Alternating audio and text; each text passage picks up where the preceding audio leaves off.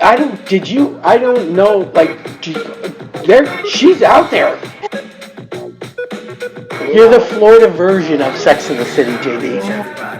That's when I was smoking my cigar. Don't be an asshole today.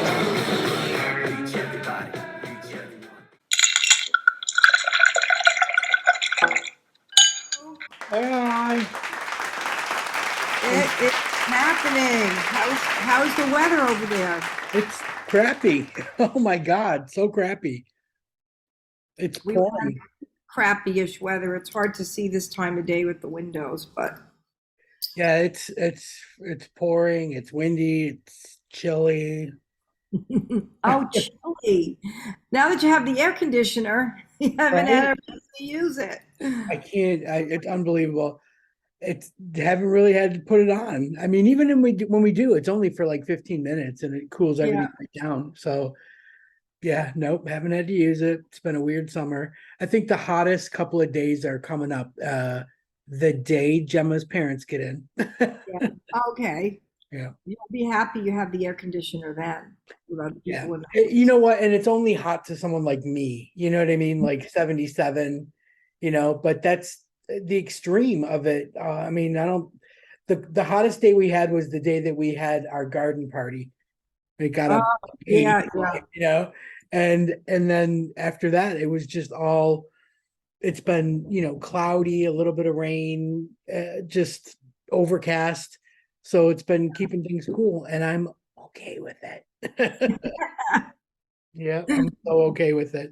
Okay, so we have the drummer from Sophie B. Hawkins band who you wrangled into an interview. Her name is Katie Marie. Katie Marie, I met her at the Funky Biscuit at Sophie B's concert about a month ago. All right, let's let her in. Hey! Hi! Hello there. Welcome. Thank you so much. Yeah, it's a pleasure to meet you. Oh, thank you. Pleasure to meet you too. How's it going? I'm okay. I'm here in London, and it's raining heavily. Yeah, sorry about that. Yeah. I keep telling JD, like, I'm worried about my internet. So if I freeze up, just keep going like it never happened. Yeah. Hey, cool. Great. All right. Excellent. I am so excited you're here today, Katie. I'm really excited to have you on the show. And JD, the Funky Biscuit. What a great, amazing show that was, and what a talent you are. But I didn't know just how multi-talented you are until I was looking at everything you're doing on online, on Instagram in particular. Wow. Oh, wow. You're too kind. Thank you. Oh my gosh. I mean, your guitar playing and your songwriting and your drumming and all the other instruments you play. You play keyboard as well, right? Well, yeah, a little bit. Yeah, a little bit. Well, thank you. You're very kind. You're very kind. Thank you. Yeah, and that was a really, really fun show that I met you at. That Funky Biscuit show it was so much fun. Yeah, you missed out on a great show, Denise. I heard. Yeah. It's crazy. I was there in March, for like a month, and I'll be back in November. Like, I still do a lot of back and forth because my parents are getting older now, and I gotta spend some time and look in and look after them. I know. I'm in the same boat. Yeah, I want to get back to. I actually from Devon. I don't know if you ventured that far to the south. I think I went through Devon on my way to Cornwall. Does that make sense? You did do that, yes. Okay. Excellent. Yeah. Okay. Good. Yeah, it's a great trip. It's such a beautiful area. That coastline is incredible. No, I know, and I miss it a lot. And now that I'm living in Texas, and it takes a good 3 hours to get to the nearest beach, and it's just like, oh my God, like, places. Like a 3-minute walk, But yeah, so yeah, I'm spoiled. But are you from Florida then, Denise? Yeah, yep. You are. Oh, yeah. No way. Yeah, just one city over from JD. That's how we met. Yeah, I was going to How did you two meet? We've been Okay. friends for forever. Yeah, I used to host a different podcast, and every Pride, I would get to introduce JD. There's just, Our paths crossed a lot in the yeah, scene. and then we just wrangled. We wrangled her into like being on our podcast all the time, and then we just like we'd stalk her. We would like call her while she was in the middle of shopping at Target, and she was on the road, when she was at work, like all the time. So yeah, we've been friends forever now. I think forever is a safe. Pretty much forever. When I was traveling more for my music, I'd call in her show, and Yeah. I'd be like, it sounded like I was this world traveler, but I really probably wasn't as traveling as much as it seemed. But so We acted like we'd like a famous rock star on. We were all like, we love having rockers on our show. yeah. And you've been traveling with Sophie, right? How do you go on the road with her when she's on the road? Do you play with her all the time? Because I was trying to figure that out with your Yeah. schedule. It's kind of difficult because it's a cross between my schedule and I'm doing more production work now, and also that both Seth and Sophie are in the north and I'm in Texas. So unless there's like a run of shows, it makes it a lot more complicated to actually get me physically up there. But yeah, I love Sophie B and Seth dearly, and as you probably saw at the show, like we enjoy each other's company so much. And Oh yeah. yeah, it's just been such a wonderful, literally life-changing experience, quite honestly, because I went into the tour initially suffering terribly with imposter syndrome. And yeah, because Sophie B is somebody whose music I grew up listening to, and we did a week of shows with Paula Cole, and she's someone who I also, right, exactly, Denise, that was that reaction, yeah. I don't And want to wait. yeah, Yeah. and I just went into the whole thing thinking I'm not good enough, they're going to see through me and blah blah blah. And it was just so funny to be in their company and realize that they're just people. And I was like, oh wow, they're just people, they're just like me and they're just like you. And yeah, and it was really, like I said, a life-changing experience for me to realize that I do actually have something to offer. And yeah, it's just been awesome. How did they find you? How did how did they find you? That's a great question. Quite randomly, actually, Denise. So I've known Seth for about 9 years, and even though we've only met a couple of times, we've interacted online a little bit. And during the pandemic, I was doing a lot of live streams, and I was posting these Funky Friday videos every Friday where I would challenge myself to come up with an instrumental song in 2 hours, and I was only allowed to do 2 takes of each instrument that I was playing. So I record like drums, bass, guitar, and some vocals, and I had to put it all together in 2 hours. And that was also a great exercise because I do get a little too precious with stuff, and I just had to just keep moving, and it was a really yeah. not getting wrapped up in stuff. And Seth got to see those videos, and I didn't really know anybody really was watching them, to be quite honest. And then he called me probably around this time last year and said, I've got this tour coming up with Sophie B. I thought you'd be a really good fit. And it was so funny because I'd literally just decided I wasn't going to tour anymore. I was like, I'm not going to tour. I'm going to focus on my recording work. That's what I'm going to do. Yeah, but you can't mess that up, can you? With you like that. This is like, oh, really? Really? No. Yeah, I had to really think about it, and then I said, I can't miss this amazing opportunity. So I said yes, and I'm so glad that I did, because it's been incredible, so much fun. And all the time I just had to pinch myself all the time, going, is this me in life right now? That's so cool. Yeah, you can see that synergy between all of you on stage, that you are that you're friends and you respect each other, through the whole show. It makes it so much more fun for the audience too. And the fact that you guys come out and meet the people after the show was so really really nice for all of us that were there. Sophie comes out to the merch table, which is refreshing to get to do that, to get to meet the artist. So yeah, and I'm enjoying your live streams on Instagram. Is it Noodle Thursdays? Thursday, and the Tuesdays where you do all the different songs and your original stuff, and then you write the songs on a fly. I love that. That is so awesome. Well, thank you, JD. I appreciate that. Yeah, I during the pandemic, I actually started 4 live streams initially because I'm a sucker for punishment. But I kept one of them going for the past 3 years, and that's been my solo show every single Tuesday, hang out on Facebook. And yeah, it's a cool group of people that are just really kind and awesome, and we love hanging out with each other. And yeah, like you said, one of the things I do is the KM songwriting challenge, and I write a song in 60 seconds and people type in their ideas and stuff.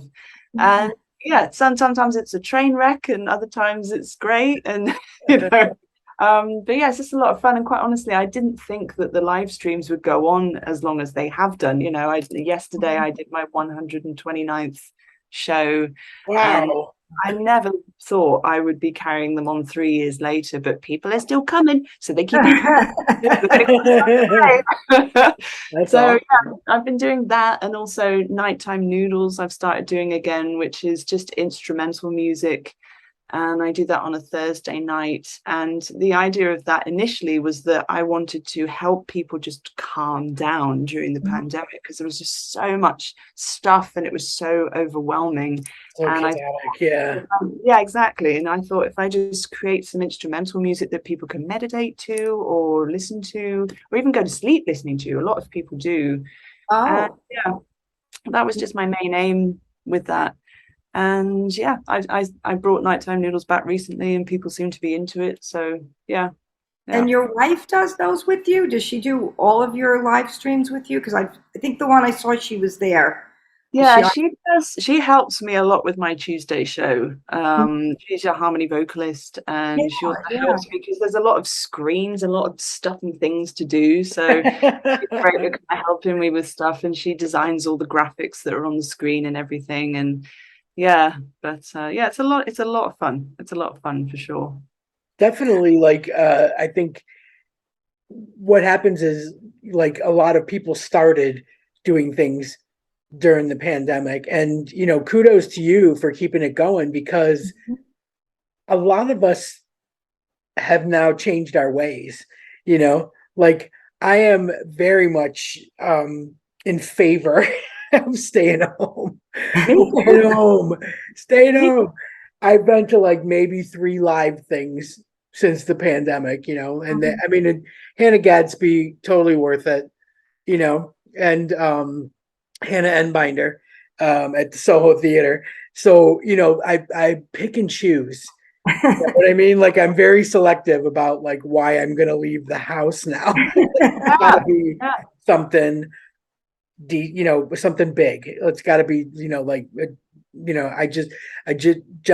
my wife just bought me tickets for Dawn French at the Palladium in November. So I've got a ton of time to work up to that. Yeah. So yeah, I think that people rely on their entertainment and their, I have a cousin that's like a creator. He does YouTube videos and stuff. And I look forward to his Facebook Live updates about who's coming on the show and who's, it's like a great way to stay in touch with people, but also expose yourself to, new stuff and not having to buy a ticket and then, back out. So I think it's great. Like, I really like the freedom of it as a viewer. It gives me to be able to watch it in my pajamas, unshowered. I mean? Like, those are blessings that we don't think about all the time. Blessings that COVID brought you. Yeah. Definitely. Yeah. And I too, I found it really difficult actually when we started going back to normal to to feel normal, you To know. jump right in, to just The jump right whole in. Yeah. Exactly. Yeah. It's like we put Yeah. pause on our lives, but we were still growing as people. And then we were Yeah. expected to go back to where we'd paused. But it's like, but I'm a different person and I've changed, you know? Big time.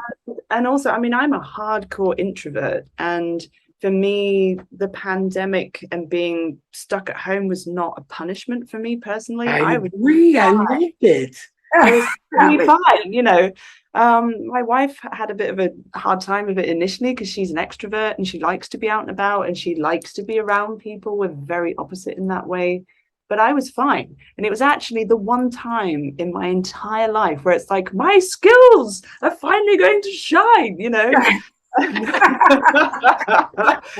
So Yeah, it's kind of a little bit difficult to come out of that where I felt as if I'd finally been able to be fully myself and feel like I could really shine and then pivot again and go back to what I find so difficult, you know, because everybody's like, oh, you're so talented and you're so amazing. And it's like, yeah, but you don't understand the simple things that everyone else finds easy. I find so difficult, you know, just going out the front door. I find this a very difficult thing to do. It's not easy for me, Yeah. you know. Yeah. And, Yeah. I'm sure you guys heard about the beads saga that happened. I had my beads taken from a Yes, I heard that. Yes. You got you them know, back. I did, which was just insane. It was totally insane. But I'd taken them off and left them on the side of the stage. And someone, while we weren't there, and by the way, that never happens. I always have them upon my person or they're in my bag. And someone had come on the stage and obviously taken them and walked off with them. And amazingly, after putting out a call and saying, look, you know, no hard feelings, guys, but I can't function right now without these. Like, this is a calming, a grounding thing for me. And without them, I feel really discombobulated. And amazingly, somebody said, yeah, I've got them. I'm sorry. I actually didn't realize they were yours. Someone else gave them to me, whatever. Oh, wow. And they actually did bring them back to the venue. And the venue then posted them to me and I did get them back. So it was just like this amazing kind of universe putting everything together and I got them back. But oh, it was meant to be. yeah, wow. exactly. Yeah, it was crazy, but it happened like right in the middle of a run of shows where it wasn't like I was at home to kind of be like, okay. Yeah. Yeah. Oh. So yeah, it really threw me for a loop for a couple of days. And again, you know, Sophie and Seth were so kind and nice and you know, helping me trying to get them back. And so yeah, it was amazing that I'm very grateful. Yeah. I'm shocked that I thought it would be anonymously someone would send them back to you, but they actually owned up. Well, they said someone gave them to them, so you know you don't know, but yeah, I know the full story, but I do know that they said they got home and they were looking at them and they were like, hang on a minute, wasn't that drummer wearing some beads? That they take and they were like, oh my God, we've got Katie Marie's beads. Oh shit. And so they called the venue and said, we think we have the drummer's beads. So yeah, and then they brought them back. They brought them back when they said they were going to. So yeah, it was amazing. I think that, you know, that would have had to bring some bad karma or juju if you did not give those back to you. I was thinking that when they were missing, you know, I'm like, someone's got to give those back. How could someone think that could be good in any way, right? But yeah, I agree. It restores your faith, though, you know, like something like that restores your faith in humanity, you know, that there's still some good out there, even though the world is an absolute friggin' dumpster fire. You know, there's always like something that comes through that makes you go, okay. Yeah, that's so right. Yeah, so right there, Denise. Yeah, and honestly, I honestly didn't think I would get them back, but I was very surprised when it happened because that kind of thing never happens to me ever. I don't get things taken from me, and touch wood, it will stay that way. But I don't know. Things like that don't happen to me. The universe takes care of me and people are so kind and so nice to me. And you know what? I think somebody was just really, really drunk. There were a lot of very drunk people at that gig. And I think they just came up and just weren't even thinking and then just gave them to some random person. I think. So, oh, wow. I don't think there was any ill intent there, but I agree with you, JD, in that I think it would have been bad karma to not bring them back. I was thinking that. Yeah. So how did you land in Texas? I was gonna ask that. That was my question. It's all my wife's fault. It's all her fault. So Is it really? yeah. We say that about being here. Oh, really? Oh, crikey. There you go. I can only apologize, but It's okay. So yeah, I was wondering like what keeps you there in Texas? Yeah. Okay. So you're like me. Austin's a great music city, though, right? I mean, there's so much, especially original indie music in Austin. I played. There was couple of tours I did playing for bases, military bases, and I played Fort Hood, and we flew into Austin and drove to Killeen, and I just wanted to stay in Austin because I didn't realize how much that city had so much music. So, but I was just in and out through the airport, you know, and then I've not made it back there. So I wanna go back there and you know, hopefully see you in a show and go back there and play. I know there's so many different places to play there too.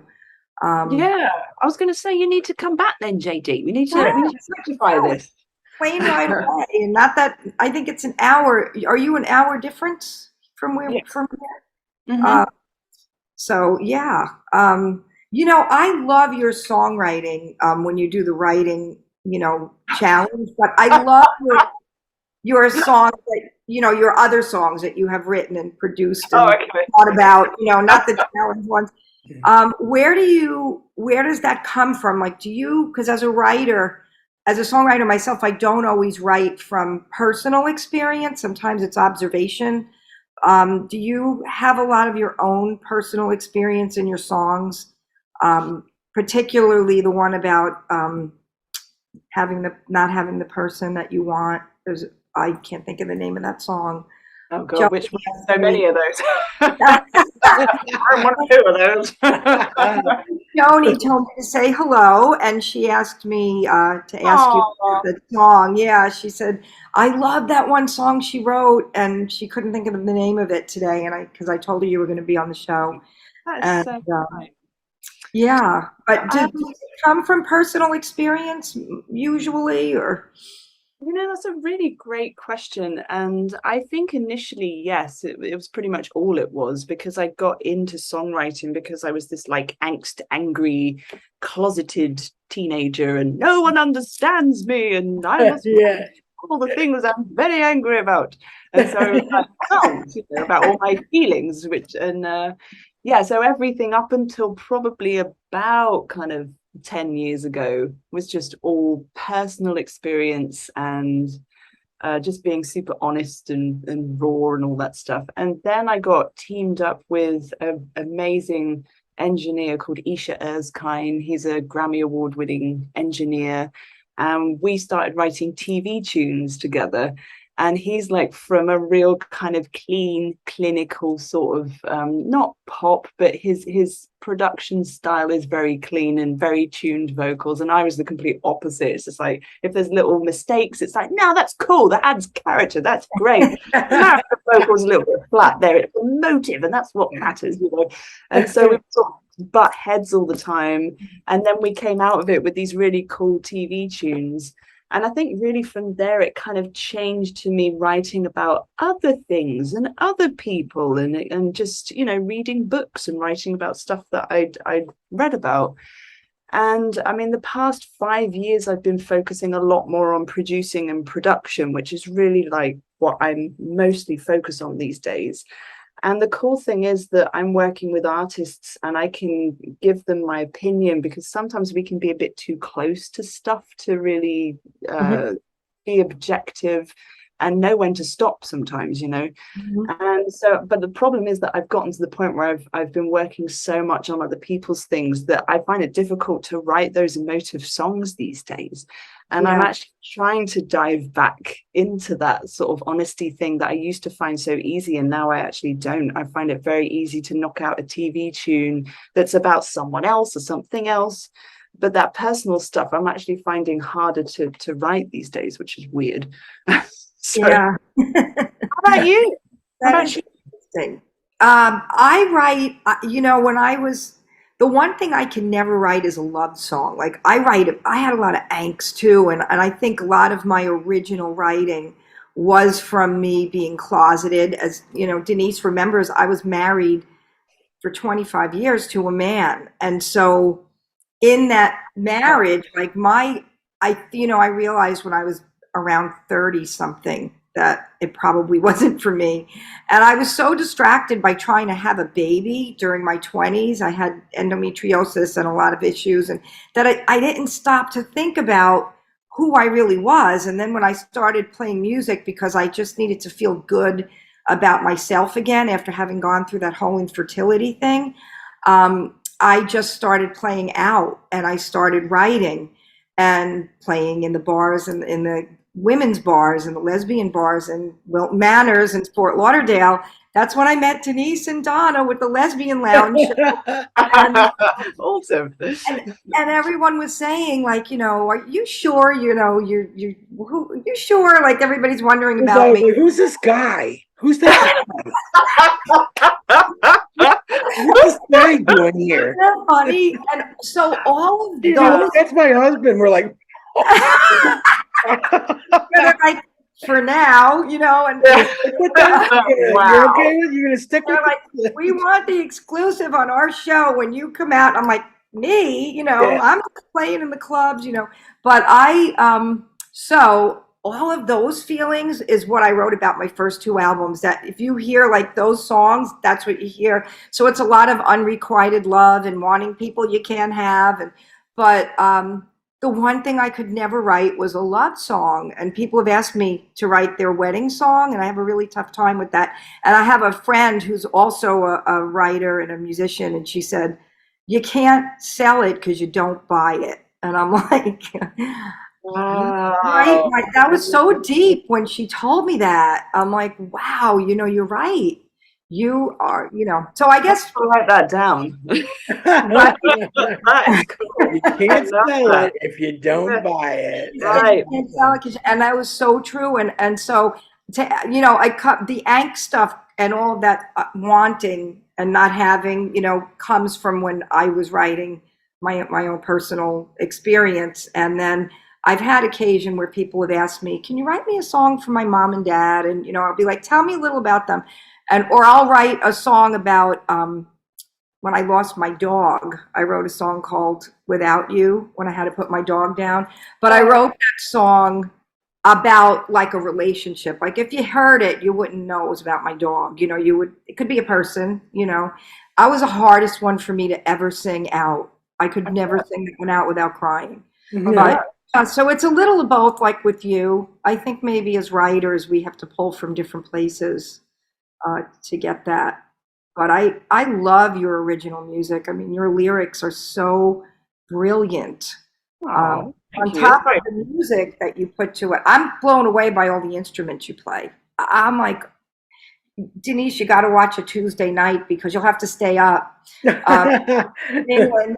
I'm a night owl anyways. Would you say the drums is your first instrument, or is it guitar? Because you're an amazing guitar player. Well, thank you. It's very kind of you. It's weird because people do ask me this, and I wish I had a really good answer for them. I started off originally on piano, and I'm really grateful that I did that, because piano helps you have a good idea of like theory in a way that guitar just doesn't. You look at a fretboard, nothing makes any sense, but if you look at a piano, like, oh yeah, that's why that's a sharp and flat. Right. So really, I actually gravitated towards guitar when I wanted to get into songwriting. And then from there, I started getting into recording, and I wanted to record my songs. And I had a Fostex 4-track cassette recorder. And I needed bass and drums. And I was like, go out and converse with members of the human race. or teach myself those two instruments. I shall teach myself those two instruments. That's where that came from. Then it's actually served me pretty well. It's worked out all right. But that was the whole reason that I taught myself, is because I need a rhythm section for my song. So you're the rhythm section. Yes, exactly. Yeah. So I kind of learned drums and bass around the same time when I was 17. I started teaching myself those two things. Yeah. That's Self-taught awesome. too. Self-taught. That's amazing. Honestly. Thank My you. wife's like that though. Like she plays violin, but then, of course she can play guitar. She can, put like a keyboard thing on her phone and can bang out like something on her phone. And I'm just not musically inclined. Like creative is all get out, Like, yeah, I wrote 3 books, but I can't learn music for anything. You know what I mean? Wow. Like Right, I cannot. Dude, you know? yeah. But That's you know cool. what? Like you guys were saying about songwriting, for me, writing books is it's write what you know. Mhm. You know what I mean? Like you're just Yeah. gonna be able to complete it. Whereas when I was writing something that wasn't a life experience for me, I dove in head first, and I realized that to balance that out, I had to write things that I did know about, like JD. I know you love the book Good at It, because a lot of it takes place in Florida, and it was all my Florida experiences, but none of it happened. None of what the character was going through happened to me. So like I still had to have things that I knew about to feel comfortable to get through it. So yeah, I'm very much about like write what you know. Like I couldn't write, a book about a satellite technology company. Like I couldn't do that. So I have to like keep it light and keep it comic, and make it more about stuff that I'm familiar with. Yeah, that makes a lot of sense. Yeah. So you write fiction stuff, Denise? I no, the first one. Change the names kind of thing. So it wasn't, it was literally kind of like my coming out story. And because the publisher had a minimum, we had to break it up into 2. So qualified as 2 books. I got Yeah. So yeah, and I got another one in the works, like I got the index cards written out and everything. I just gotta piece it together and start typing. Great.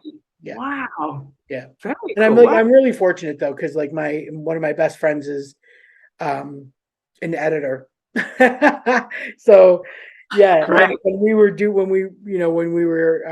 working on the first one, I knew that she was going to have an incredibly hard time. Like she's so quintessential British, she's like changing all the don'ts and can'ts to cannot and do not. Like, oh, you guys don't use contractions like the way. She's like, not really. So yeah, it was funny. Like she would give me back a stack of notes, of changes. Oh, wow. Man, but she's so smart that everything we compromised on some things because I really wanted it in my voice, but she was so great. And I gave up like 6 months into the submitting it to publishers journey. I completely gave up and just said this after I got like a couple of rejections, I'm like, this is bullshit, like I'm not doing this anymore. And Katie just like took it and ran with it. And like a year later, she came back to me and said, we got a publisher. And I'm like, I didn't even know you were still submitting. Yeah, so it was really cool. Like, not only do we got a publisher, you got a 3-book deal. So That it was was awesome. Yeah. So I knew that whole story. yeah, split one into 2. And then I had a short story that I just built on and made it the third. So I banged out my 3 novels in like 8 months.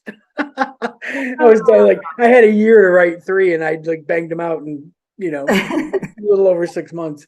So yeah, now I have, time to, it's nice when you're not, under pressure, so now I can kind of at my own pace start piddling around and see what we come up with. And and then give it to Katie. Because like, I'm not good at submitting it and not good at getting rejection letters. So I let her handle that, and like, don't tell me who's rejected it, because then I'll go online and I'll be like, I'll hate her. Like, I hate this publisher. Oh my God, I hate them. So don't tell me who rejected it, But yeah, no, it's fun. It's a good way to fill the days. Has working with Sophie gotten you, like, have you met a lot of other people like Paula Cole that were either like people that you grew up listening to, like, or just other people in the business that you were like That era was fantastic. I know what you mean, like Paula Cole and Sophie B, and like that we whole were just talking about like, there was a question on we watch Pointless when we're eating dinner, and there was one of the topics had songs with the word cars in their title, and it was Snow Patrol, right? And I'm like, oh, I forgot all about them. I love them. I mean, like it was such a good era for music. Yeah. For sure. And also that, I mean, growing up in the 90s, I would say that really Sophie B and Paula were the main two female artists that I looked to, role models, because all the other female artists seem to be very sort of stereotypical and following it was very kind of cookie cutter, Yeah, real they were very much doing their own thing. Yeah. I mean, both of them were producing and writing their own stuff.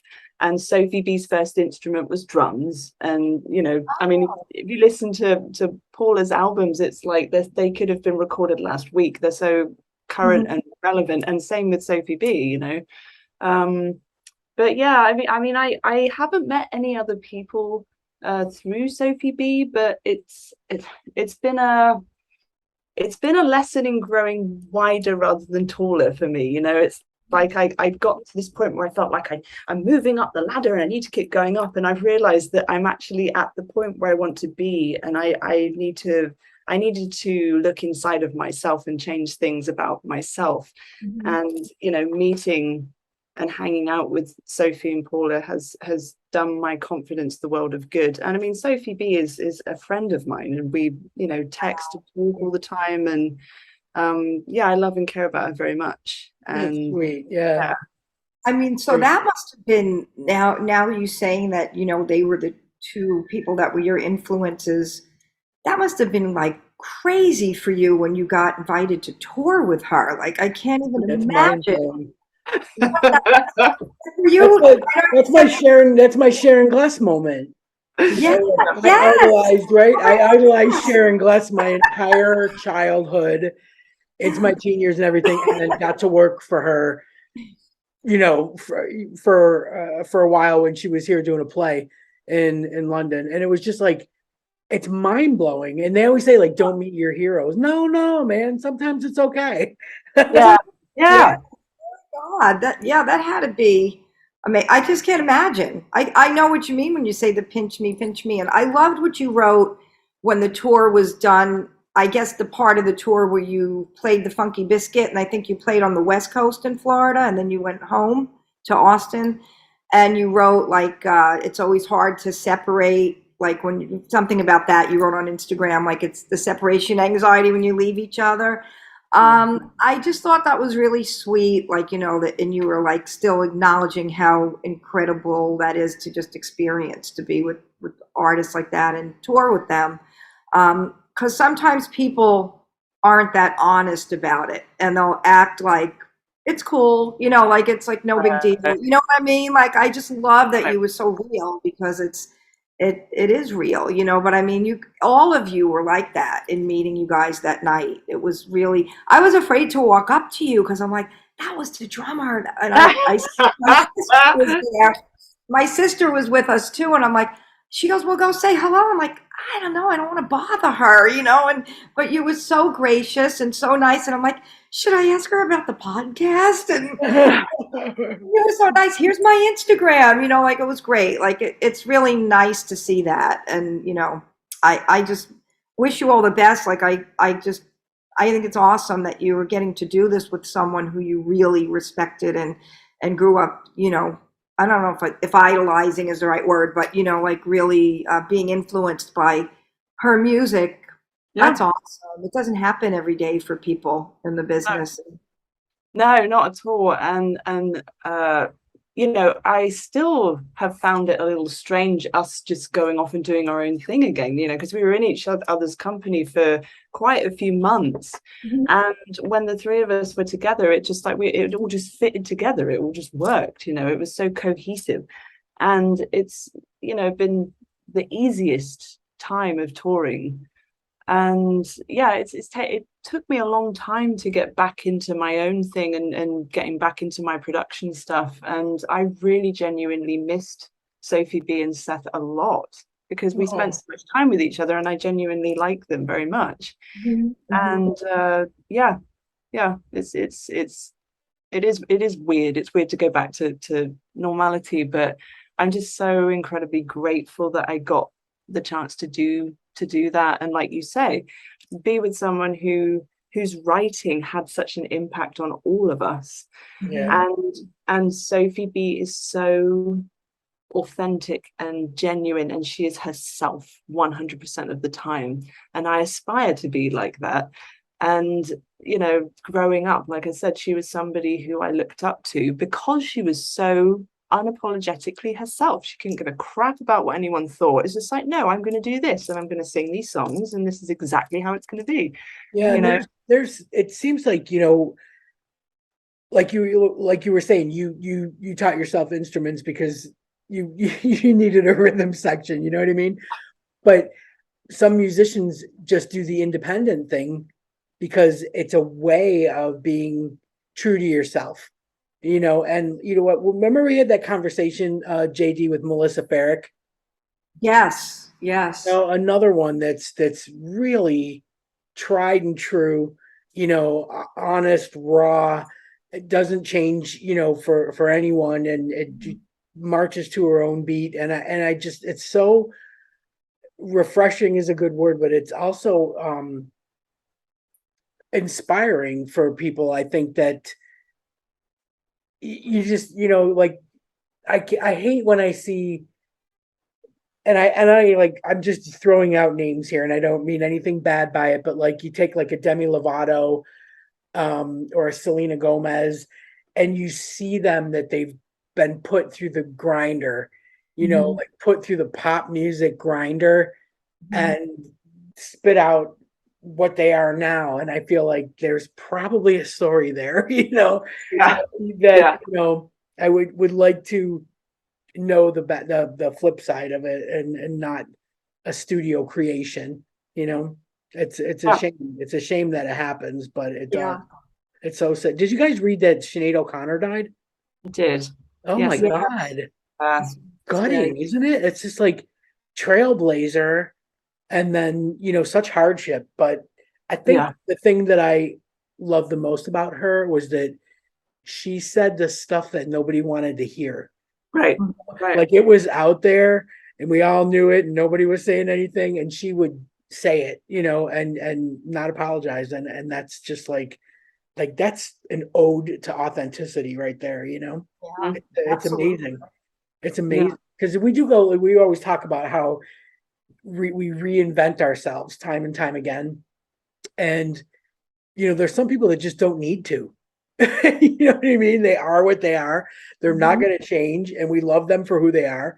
You know, like I always think that about Melissa Etheridge. Like I interviewed her, I would say probably like 3 or 4 times when I was writing for a magazine, a South Florida magazine, and her and the Indigo Girls. Like I've interviewed them time and time again, to the point of I don't have questions to ask them anymore. Like I can't come up with anything. It's just conversation now, you know. Know them so Um, well yeah, now. but I love the fact that, you know, 5 years after my first interview or whatever, I can go back and talk to them, and they're completely the same. You know, Mhm. they're not. I mean, they've got new music and they're excited to talk about the music and what inspired it and all that kind of stuff, which is great. But you just see that they're comfortable with who they are, and I just love that. Like I just absolutely love that. Like I interviewed people like Jennifer Hudson, and I just felt like it was so programmed. All the responses were programmed. I felt like she was reading a script and, like that kind of thing. But, with some people, you can just have a conversation and be at ease. The Mhm. information comes out, that you need for the interview. You get there eventually, but it's a great journey and it's fun. And again, you know exactly what to expect. And I think Mhm. that's great. Like I don't want surprises at this age. I don't want surprises. You know what I mean? Yeah. Fantastic. That is, you know Yeah. what I liked in your show with Sophie when she played the drums with you, when she came back and did some, duet stuff on the drums. And then when I was telling some people about that, because Melissa Etheridge did that in her concert. Oh, Um, really? Yeah, she did. And I'm like, is this the new thing that, artists are doing? And I just had a show on Saturday and over here at the Arts Garage, and I did it. And people just think that's so cool. I went back and played with the drummer, but I was telling them I was that, floored because I didn't even know that she could play drums. yeah, I actually played drums first in my first band before I played anything else. And then because I was writing, I played guitar, but also like you, Katie, I started out with the piano. That was my basic learning as a child. We all had to take piano lessons. I guess you didn't know that about me, I Denise. didn't. I feel like I'm learning something new week after week after week, and we've known each other forever. Right? I'm gonna say, you sure you've known each other forever? This is crazy. I want to be Oh, exclusive on your sexuality, and I'm getting yeah. everything else. Right, yeah. Just got Oh, the very important information down. Yeah, Yeah. that and the drums. But I Right. have to tell you, you could tell Sophie when you speak with her. So I'm telling these people, I was so cool. I was telling them you were going to be on the show and about Sophie's show and everything. And I said, she went back and she played drums with the drummer, and then she got a conga drum and she like got down on her knees and she was playing that. Like she's so like when you're watching her, she's like in the music. Like it's almost like she doesn't even realize people are around her anymore. Like she's just in it. And I go, and that was amazing. But the most amazing thing to me was she got up from the floor gracefully. Because I'm sitting there thinking, how is she going to get up? There's nothing to lean on around her. Like, are they going to end the show with her on the, end the set on her? But yeah, I was so like, that was impressive. Like that she gets down and gets back up again. That was part of the most impressive thing. I am most impressed Totally by her impressed me. musicianship, but the fact that she gets Got back her. from being down on the floor is very, very cool to me because I'd have to stay there. I would have to just stay there and have to have a curtain come down and somebody would have to help me up. I would not be able to get Yeah. up. Oh yeah, 100%. You know me. Last Like, time I fell, I was there for 20 minutes. So like she's got to be. Is she like an avid yoga person or I was gonna Pilates? say, yeah, she is a hardcore yogi, and she, does well every Yoga. time we're on the tour. She well, did there you yoga have every it. day, Yeah, and flexibility is key. yeah, That. so and she's like a real like Jedi knight of the yoga world, and she's like, why don't we do yoga together? And I'm like, no, I'm not that good. I feel like you might laugh at me if you see me do yoga. Yeah. She does it properly, like it looks like proper yoga when she does it. When I do it, it's sort of like, yeah, I think I'm supposed to do this and this or whatever. But yeah, the other thing that I was going to say that what you were talking about there, JD, was that one of the many things I love about Sophie B is that she's the purest artist I think I've ever met. Like she protects being an artist and songwriting and music more than anyone I've ever met. And I used to be like that, and I've sort of got more into, grown up boring stuff as I've gotten older. But she's remained like, no, my art is the number one thing, and I'm going to carve out time for songwriting. And Wow. Yeah. it's amazing how she holds that in such high regard and protects it. And it's something that's kind of inspired me to try and do the same. But I have slacked on that over the years. So easy to It's get hard though. I distracted. mean, It is hard. we say that all the time. Like, if you're working a day job, and trying to get stuff off the ground, that's hard. If you're working a day job and you're in a relationship, that's hard. If you're working a day job, you're in a relationship and you got your family to contend with, that's hard.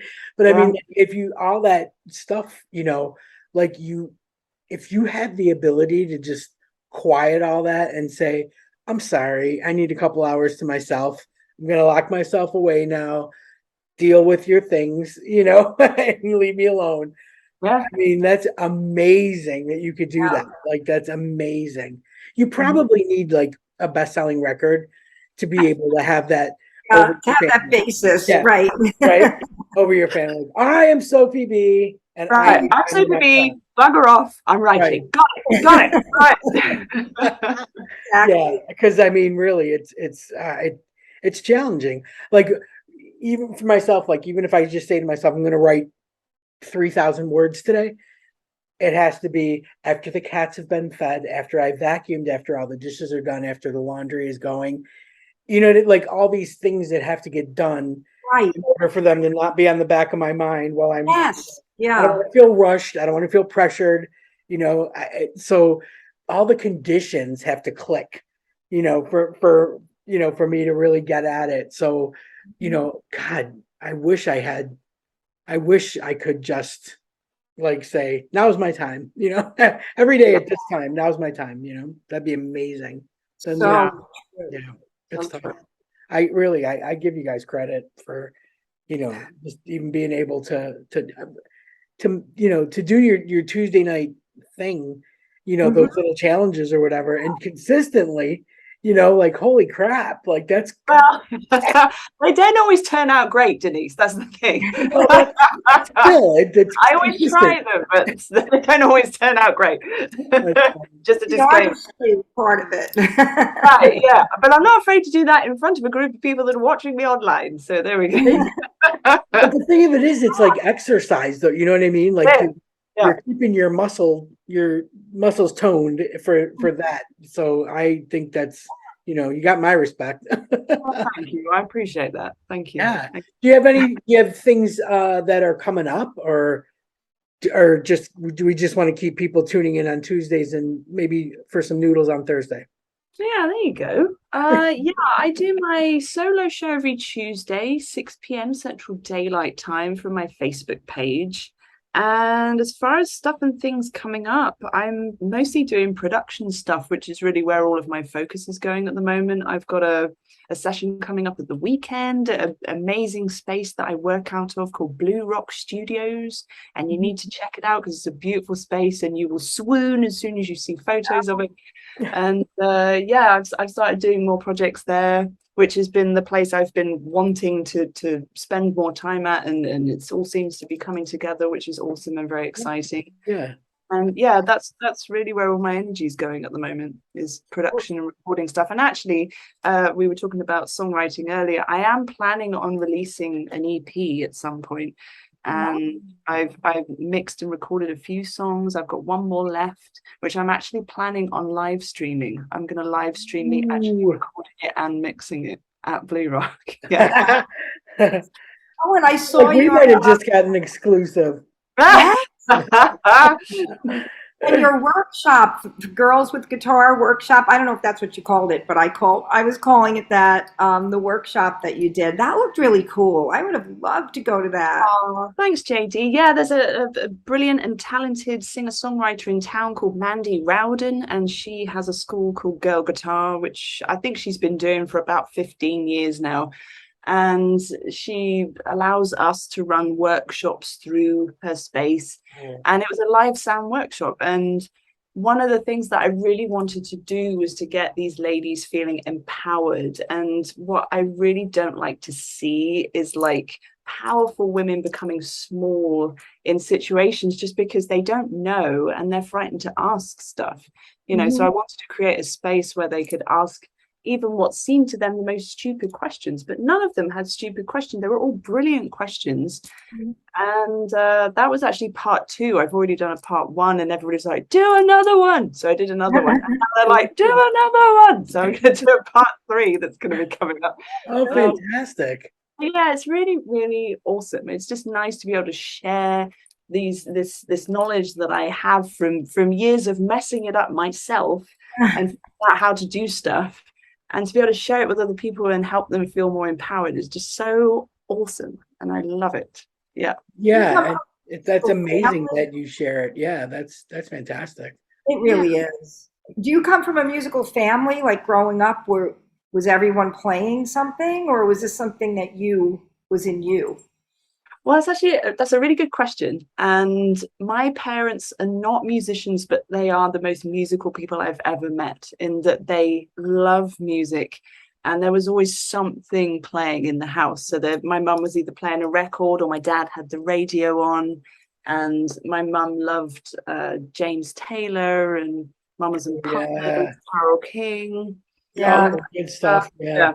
That's definitely ingrained in me. But the interesting thing was that I, for the longest time, believed I was the first artist and specifically musician in my family. And I found out about a year ago, there was this guy who emailed me and he's like, we're related on your grandmother's side. And I'm like, that's bullshit, because my grandmother, we didn't know much about at all. So my granddad, I know a lot about that side of the family. And you can actually trace his family right back to the 13th century. Wow. Yeah, I know a lot about that side. But my grandmother was a very private person, and we didn't know anything about her at all. And she passed away when I was 11. And so this guy was saying that he was related to me through my grandmother. And I was like, that cannot be true. Anyway, make a long story even longer, it turned out it was true. And that he knew everybody that was on my grandmother's side, and he had photographs and everything. And guess what? They were all musicians. Shut up. Yes, they're all musicians, and they all played by ear, and they all taught themselves how to play stuff, which is just insane. So it's actually in my DNA. I was just gonna say, generations, and I didn't even know. Interesting. Isn't that Wow. cool? Yeah. that's pretty cool. Like, I have one cousin that's very much into like the genealogy stuff and the ancestry and all that. And it's funny because like every year he sends out, his updates or whatever. And I'm like, whatever. And I throw it out. It's just not something that ever interests me. But I see like people are really getting into this kind of thing, like TV shows and, like that's I would never want that out there. But I mean, it's just, my friend just started a podcast about it. As a matter of fact, we're going to have her on the show next month, JD. Oh, Yeah, they're doing a podcast about the process of it, and it's like, oh my God, honestly, it's crazy. But how funny that like you had no knowledge, and this guy just blew your mind. That's crazy. Just out of nowhere. Yeah, so bizarre. And I thought, he can't be telling me the truth. And he was. He was totally telling me the truth. And to look at the pictures of these people, and it's like, oh my God, this guy was a pianist and she was a pianist. And he played in this pub and he played in this orchestra and he played in this theatre. And, just all this information and these people that I knew nothing about. And yet they're in my DNA, And talking of DNA, I actually did the DNA thing. I don't know if either of you guys have done a DNA test, but I don't know. Well, I did it because I was inspired by all my American friends whose DNA tests are so exciting. It's like, well, I'm 5% Scandinavian, Yeah, 2% African or something. It's all really cool. I'm like, oh my God, it's so exciting. So I did my DNA test. And I was bitterly disappointed when my results came back, because it turned out I was 100% British, which I actually found out is actually quite rare. And I didn't know that. It is. 80% of that is essentially Devon, which is where I'm from, which is actually not a surprise at all, because that's a very Devonian thing to do, is to be born and die in literally the same. That's just what people do in my neck of the woods. So I'm doing what I'm not supposed to be doing. Well, there's never houses for sale there. Exactly. Never. Yeah. I'm on Zoopla. Yeah, never. Yeah. You watch a little Escape to the Country, and I'm like, oh, look at this. Yeah. And I go right to Zoopla, and I'm like, nope, they got nothing. Nothing. Something funny, Katie? I did it. I always used to tell people I'm all Sicilian, and they're like, nobody's all everything, right? I'm like, everybody in my family is, they're not only Italian. My dad was born in Sicily. My mom was born here, but her people were born in Sicily. I did it, and I was also like not as much, not 100%, but 98.9% specifically Sicilian, which was like weird because it's like that's like a seaside, like an island. Like you Right. picture people must have been coming through, right? Like how could but yeah, I mean it was just they kind of all married the people from the village, like you're saying, like I my own immediate family, it was like that on my dad's side. They just married the people in the village. So I guess, that's funny that I didn't know. I've never met anyone that was so much of one thing. I mean, to be 100% is really rare. Absolutely. Yeah. But that's super cool. That's really cool. Yeah. I don't know that much. I only know what my mother tells me, and I got to get a lot out of her every visit because it's all starting to go now. So I gotta just get it out. That's it. When the older ones start going, that's when you get a little fearful. Like, oh man, I'm never going to hear the story again about so and so getting soap shoved in his mouth for swearing or whatever. So yeah, it's like, ah, man, I'm gonna have to start. Maybe make recordings. Like, thank God, like my wife did that. She had very specific questions, and she asked her granddad about stuff. And when he passed, I went through this thing just recently, like maybe about a year and a half ago, where my dad died when I was like 19, and I got a ton of pictures and stuff like that, and I look just like him, so I see him in the mirror every day. But I went through this thing where I started fearing that I didn't have any audio, and I was forgetting what he sounded like, and it was freaking me out.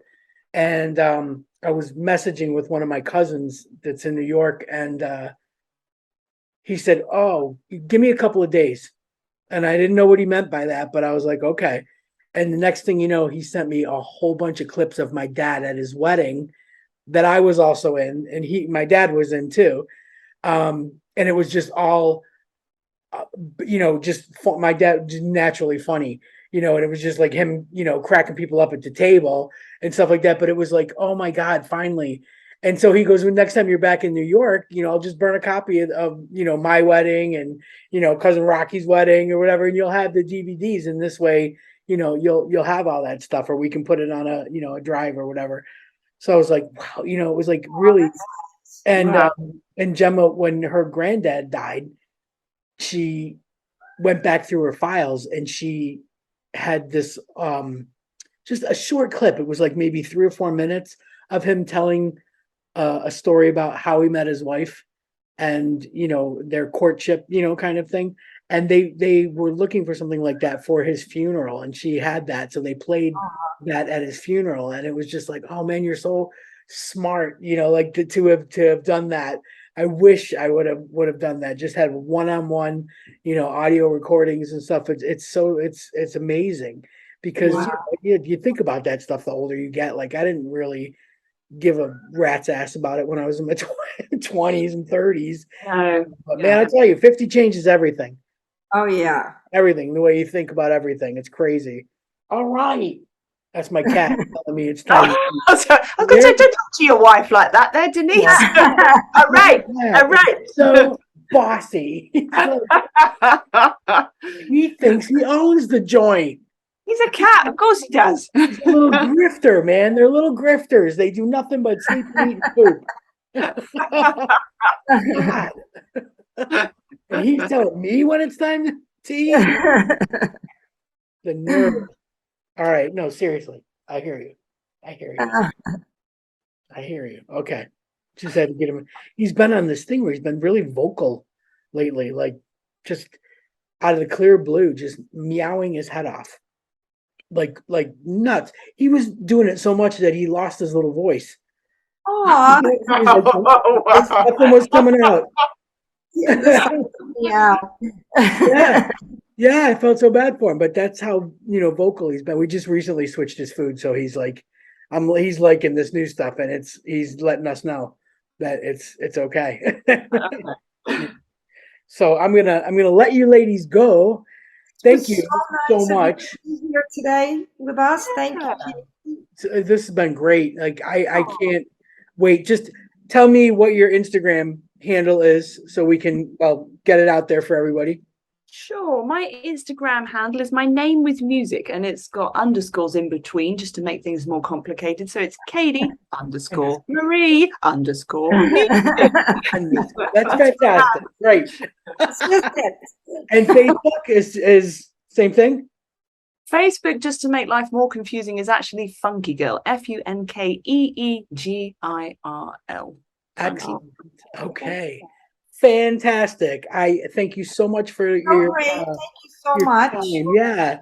For Great asking me. meeting It's you. lovely to hang out with you both, and let's do this again sometime. I would When you come back to Devon, like drop an email, let me know. Maybe we can meet over. I'm way over in South London, but we'll figure it out. Okay. I've been dying to go to England and London in particular, so I'm coming there this year at some point. Well, Pub tour. There you go. I want to do a pub tour. Yes. Hey Dee, I feel like you're gonna get to Austin before you get to London. I'll pick up Katie in Austin and we'll come to England. There you have it. There you go. There you go. Yeah. All right, ladies, have a wonderful night. Awesome. Thank you guys. See ya. Why do you always run back to Like, never stop chasing your dreams. the lover you There, that's see? We drank way too much whiskey. And I confess my addiction is you.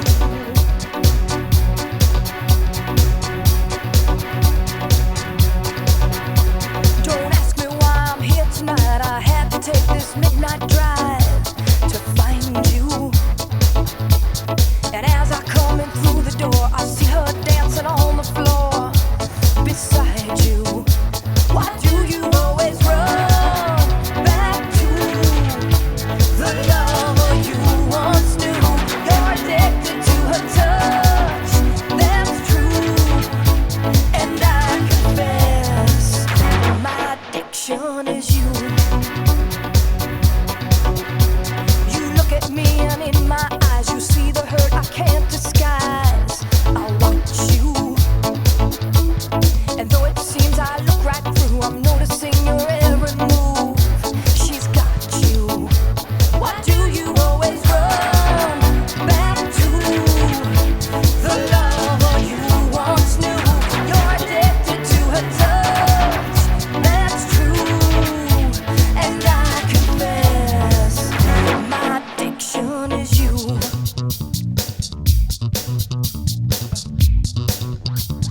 You're my addiction.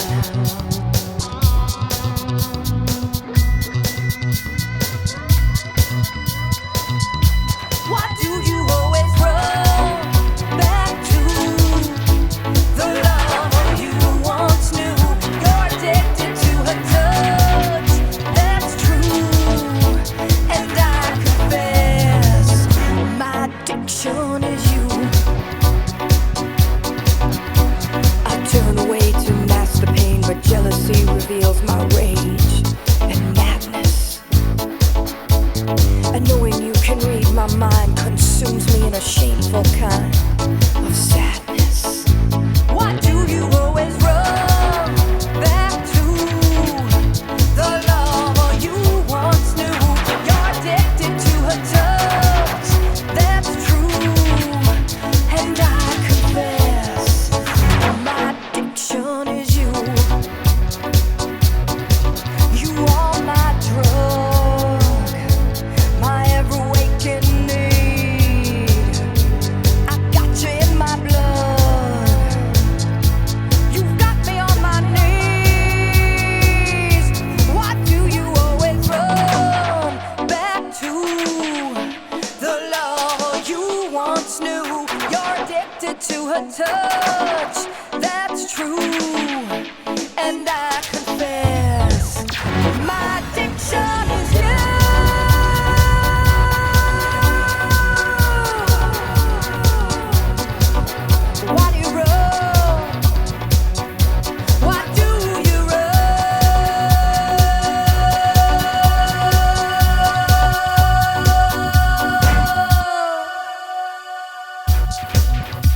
My addiction, body roll.